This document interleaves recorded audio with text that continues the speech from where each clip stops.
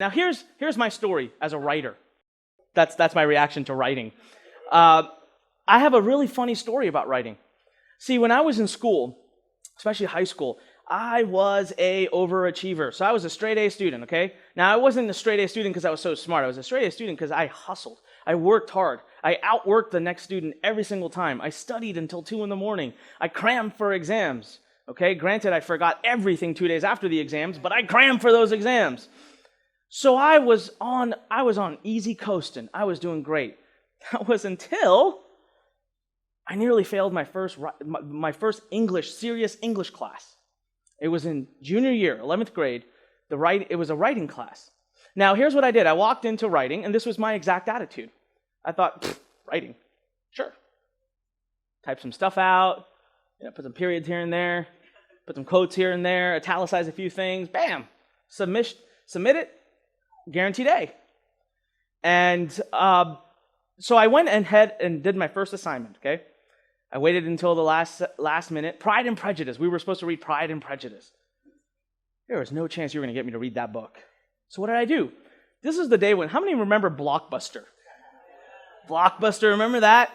The midnight run to Blockbuster, ran in, whole case full of Pride and Prejudice. I'm like, yeah, I'm so smart. Got the VHS, I think, plugged it in, watched the movie, cracked my knuckles. A few hours later, I'm pounding away. I got an entire awesome paper, submitted it, and 2-3 days later, the teacher's passing them back.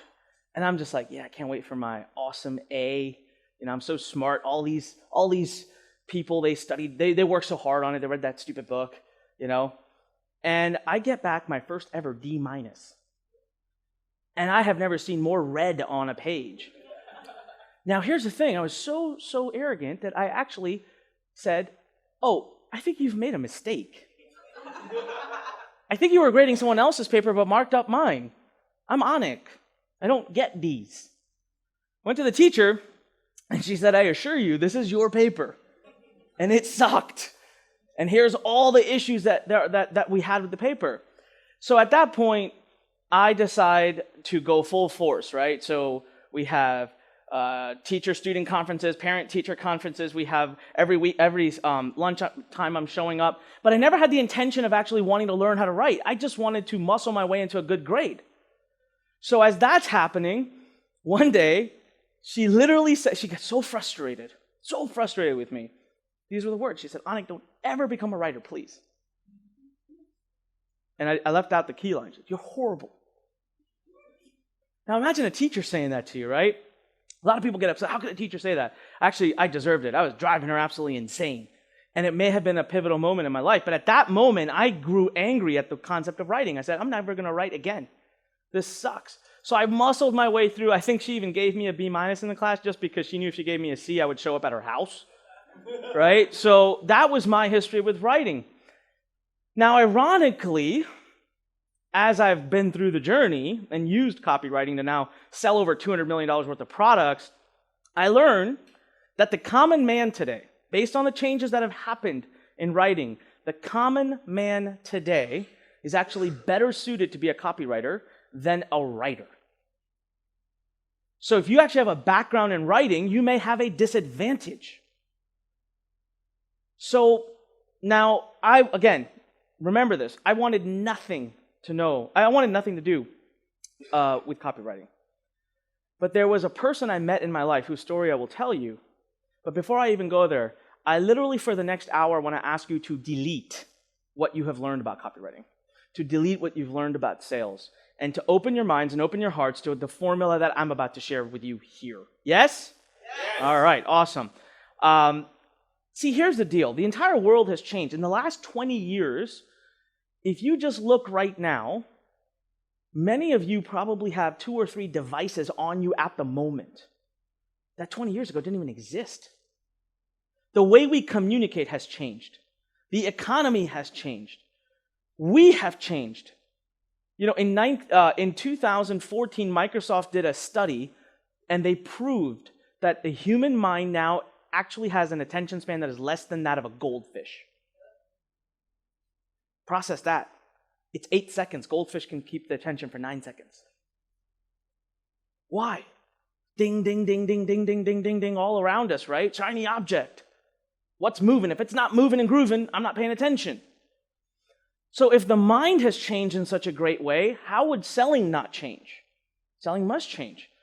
So the other cool thing is, if you've never written before, if you've never succeeded before in writing, that's awesome because you don't have to go through the effort of erasing what you know and replacing. It's actually easier to just implement it from the beginning. So here's the backstory. This is a really cool story. So I'm in college and I'm trying to figure out how to start my online business. I put up this one product, okay? It was all about how to study in college, and I'm trying to sell this book to college kids about how to get better grades in college. Now, even though 50% of college kids fail out of college, believe it or not, they are not interested in that product. So no one was buying it. So again, now what happened is I had to create this product on my own. I didn't have a choice. I had to create this whole product on my own, and that included the copywriting. I had to write the sales page. So how did I write the sales page? I found other people's, and I just kind of, rinsed and repeated what they had done. So when it doesn't sell, I get that gut feeling that says, oh, there it is again, the teacher's words in my mind. Don't ever write. You're horrible. They're playing back. So I decide even more firmly, I don't want anything to do with writing. And then I'm about to quit. I'm about to give up because the product won't sell. Someone says, hey, listen, I want you to meet somebody. Maybe you're selling to the wrong market. Maybe you shouldn't be selling to students. Maybe you should sell to the parents, the ones that are actually paying for the college education. So I know someone who sells to parents. Okay, great. Please introduce me. Maybe he can promote my product.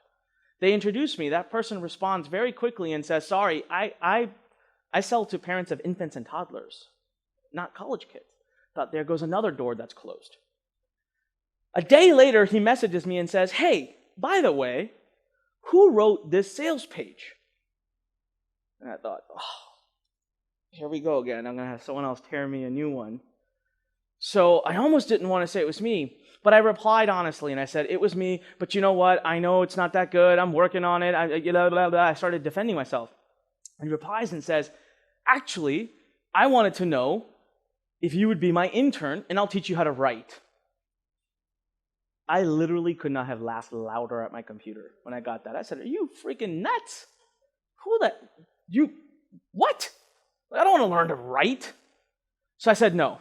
But the person he was an awesome guy. Like, I used to love talking to him, so I talked to him on the phone again a few times, and we talk a few times. And every time he would just apply pressure, like, no, kid, you have to learn the skill. You have to learn the skill. And one day, he makes me an offer I couldn't refuse. He says, I will pay for you to come to Delray Beach to an event, a writing event. I'll pay for your flight. I'll pay for your hotel. I'll pay for your ticket to the event. Come. I thought, that's awesome. Free trip to Delray Beach, Florida. Like, I've not traveled anywhere, so of course, I'm going. Now, as time got, I told my parents, hey, I'm going to Delray Beach, and they're like, who's this person? I'm like, I don't know. Someone I met on the internet, right? Talk about a line that makes every parent feel very comfortable. Going to see this guy I met on the internet.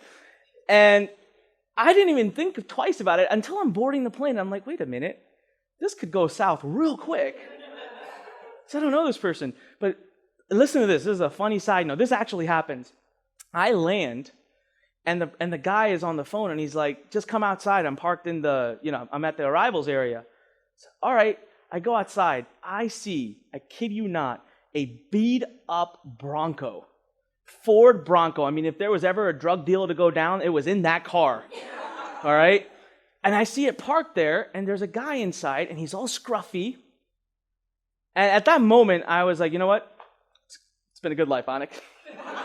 We will spend the rest of our lives selling drugs, and it's okay, So I approach the car, and the guy leaps out of the car.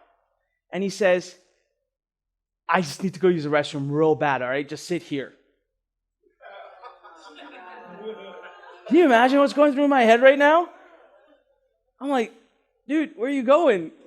Like, this is too obvious of a setup. At least be more slick. So I get in the passenger seat. Sitting there. Now, here's the problem. I'm parked in the arrivals at an airport. They don't like that. So, whoop, whoop. Behind me, turn around, officer comes up to the driver's side. You need to move this car. Officer, it's not my car. I said, then get out. I need to take the car with me. I said, this might be my out, you know? Just get out, step into the police officer's car, hopefully then be good. And I thought, well, officer, I can't move this car. He says the keys are still in it. So you know what I did? I got out, went to the driver's side, sat down, and pulled out. I'm not even kidding. I was like total gut instinct. I was like, let's do. So I did a little circle. I come back around, and the guy's outside, and he's looking around like this, and he's like, what? So I pull up, and he goes, seriously? And I'm like, the cops are going to take the car. And he goes, you know what, kid? I always knew I loved you. I love the initiative. Now move over. Drives me to the hotel, drops me off, says, see you tomorrow morning at the event. I'm like, oh, thank God, you know. That literally couldn't have gone down worse that whole evening. But as I got to know him better, the next day something crazy happened. So this individual's name is Justin Ford. Okay, remember that for a moment. The next day, I'm at the event. Now, I literally expected I'll walk into the event and people are going to have their pinkies out, you know, sipping tea. There'll be classical music playing, because that's what writers are, for me, in my head. I walk in, and it kind of looked like what the morning started. Like people dancing around, people going crazy. I'm like, whoa, this place is crazy. So I sit down, and they say, ladies and gentlemen, put your hands together. Our keynote speaker is coming out, you know, yada, yada, yada. Michael Masterson, otherwise known as Mark Ford. Now, I knew who Michael Masterson was. He is an iconic copywriter, maybe one of the best to have ever lived. But I caught the second part, Mark Ford. So within an hour, I rushed and I said, Justin, you know that question you always want to ask, like, any relation to? And he goes, yeah, it's my brother. I thought, man, you should have led with that like 3 months ago. And I got to hang out with all of these people, and I met them. And then finally one day while I was there, Justin said this phrase to me. Every successful business person must be able to sell through the art of the written word. I actually want everyone to read this out. Okay? I want you to write it down. I want you to internalize it, because this quote changed my life. So let's read it out loud together. Every successful business person must be able to sell through the art of the... Of what? He said that to me, and I was like, those sound like the most wise words. I don't know what you're talking about, but man, I am blown away. So I went home and I said, you know, what do I have to lose? Let's do it. So I started to learn from this individual. And as we were learning to write copy, here's how my copy would sound. I would write copy and I'd be like, and that amazing, exquisite, hair, mind-blowing, blah, blah, blah, blah, blah. And the second advice that he told me, which gave me hope, is he said, the best writer, sexy writing and tricky words are not necessary. This quote here is what triggered the formula that you're going to learn today. Because I took this and I ran with it to the next level. I was on the phone with Justin just a year ago. He went through Copywriting Academy. He has seen what I've done, and he literally called me and said, I don't even know what to say. You've changed an industry that I introduced you to. I'm so proud of you.